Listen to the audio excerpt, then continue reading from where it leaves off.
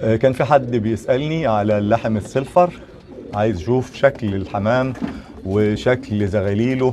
يا جماعة بسم الله ما شاء الله، اللي انا اكتشفته من الحمام اللحم السلفر ان هو سرعة في الانتاج اعلى من الحمام اللحم الابيض. طبعا ده كان حمام وارد الكويت، اللي انا كنت جايب قصين كده من الاستاذ هاني الغالي اللي هو كان بيشتغل في الكويت وجايبهم وهو جاي. ده قص منهم ما شاء الله.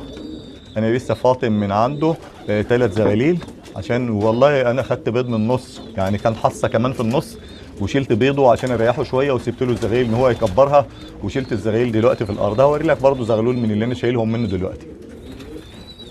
ده زغلول من زغاليله بسم الله ما شاء الله. طبعا ممكن تشوف ان هو عادي كده، لكن لما تمسك الزغلول في ايدك هتعرف الفرق، هتعرف ان هو بسم الله ما شاء الله ربنا يبارك ان شاء الله. لكن ده يا جماعه ما حدش يطلبه مني، مش للبيع، مازال لسه قدامي